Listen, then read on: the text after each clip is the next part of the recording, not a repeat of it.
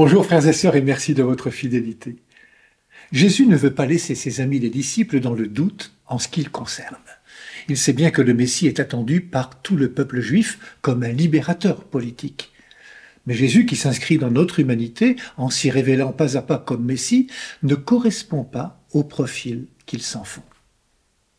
Et nous savons que l'identité de Jésus en interroge beaucoup, hier comme aujourd'hui d'ailleurs. Alors Jésus annonce à ceux qui lui sont les plus proches sa mort et sa résurrection. Le Messie que vous attendez tous sera un Messie bafoué, arrêté, mis à mort, mais au bout du compte, relevé de la mort. Ces incompréhensions, ce mépris et parfois même cette haine, Jésus accepte de les vivre. De les vivre pour que l'amour qu'il incarne soit vainqueur, et vainqueur de la mort même. Son royaume, qui commence ici, sur la terre, là où chacun participe en payant l'impôt, dépasse ce monde, et son accomplissement est dans l'amour. La vie humaine est un combat, et Jésus accepte cette dimension de l'existence. Il l'accepte parce que beaucoup le subissent. Il se fait solidaire. Il se place à nos côtés, pas au-dessus. Pourtant, Jésus affirme que les fils sont exemptés de l'impôt. Quel est cet impôt?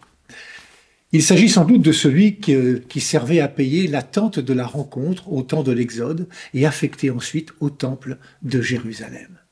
Affirmer que les fils sont exemptés de l'impôt signifie, dans le contexte du récit évangélique, que Jésus, en tant que fils de Dieu, pourrait être exempté de cet impôt du temple.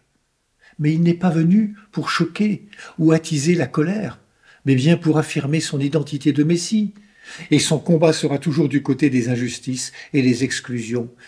Alors, au bout du compte, avec un brin d'humour, Jésus va payer cet impôt. En agissant ainsi, Jésus montre qu'il est profondément incarné, qu'il est pleinement l'un des nôtres. Ainsi doit-il en être de notre Église, pleinement incarné et proche, tout en portant un trésor qui la dépasse, l'Évangile. C'est en vivant de la vérité de l'Évangile que nous serons des hommes et des femmes libres, comme Jésus. Bonne journée à toutes et à tous, prenez bien soin de vous et des autres.